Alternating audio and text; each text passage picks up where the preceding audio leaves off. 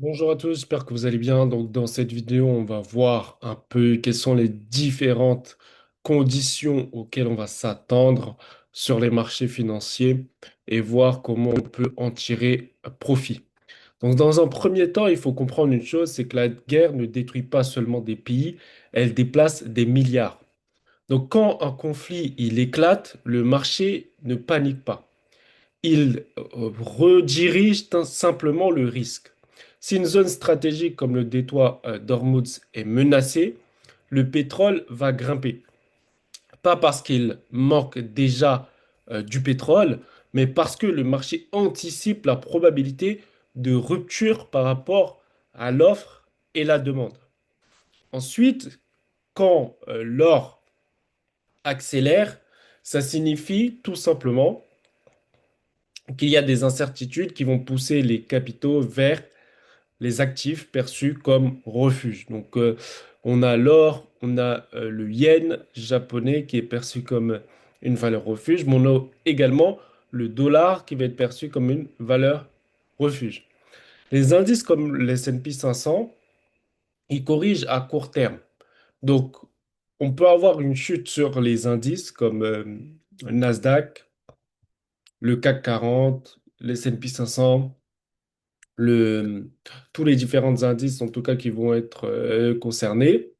Pourquoi? Parce qu'on a l'os des coûts énergétiques, dans un premier temps, dû au fait que le détroit d'Ormuz est fermé, donc le pétrole augmente, et si le pétrole augmente, on a forcément une pression inflationniste. Donc, vu qu'on a une pression inflationniste, donc les prix augmentent. Et si les prix augmentent, du coup, forcément, ça freine la consommation, puisque il y a de fortes chances que la Fed décide de tout simplement baisser ou augmenter les taux d'intérêt par rapport aux événements. Là, quand c'est l'inflation, elle va du coup augmenter les taux d'intérêt, donc prêter du crédit beaucoup plus cher. Sauf que si elle prête du crédit plus cher, forcément, l'activité économique ralentit. Donc, forcément, on aura moins de visibilité sur les bénéfices. Les entreprises vont pouvoir moins investir. Et donc, c'est pour ça qu'on va avoir une chute sur les indices. On va parler maintenant du Bitcoin. Donc, le Bitcoin, il va réagir à la liquidité. Donc, s'il n'y a pas de panique globale, il peut baisser. Donc, s'il y a panique globale, il peut baisser.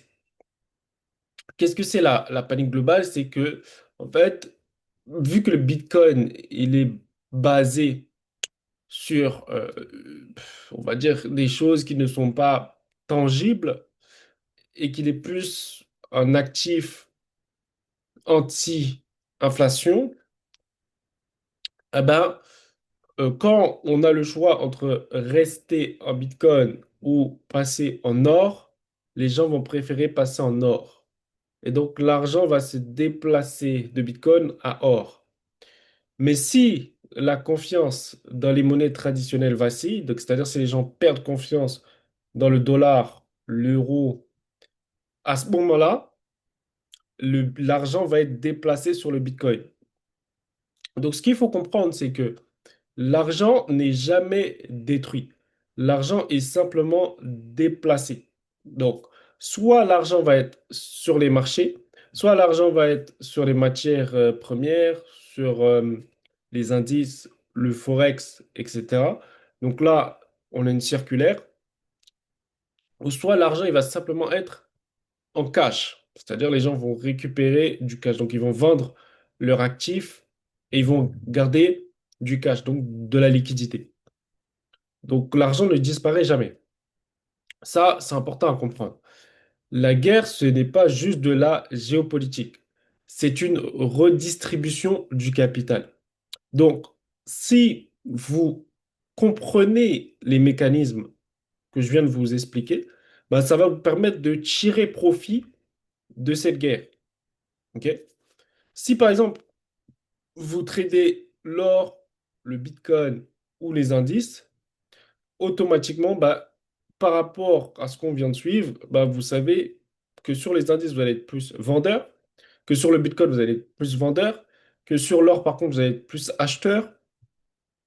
Sur des paires comme USD, JPY, etc., là, à ce moment-là, vous allez voir est-ce qu'ils vont privilégier la valeur en dollars ou en yens.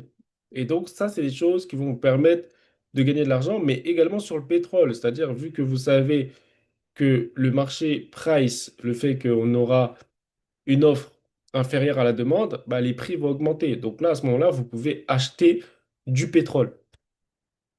C'est pour ça que la partie macro, elle est importante quand on investit. Parce qu'une fois que vous avez un schéma comme celui-ci, que je viens de vous expliquer, bah, automatiquement, vous savez par rapport à votre actif quoi faire et quelles décisions prendre.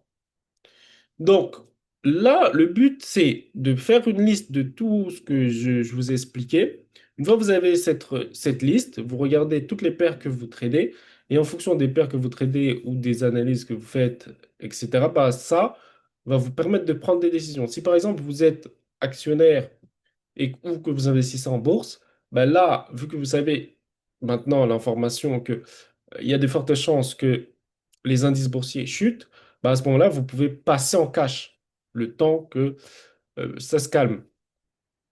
Donc là, j'espère que vous avez apprécié cette vidéo. N'hésitez pas à mettre en commentaire vos questions par rapport à ce qui se passe en ce moment, l'actualité, etc. Et on se retrouve bientôt pour une prochaine vidéo.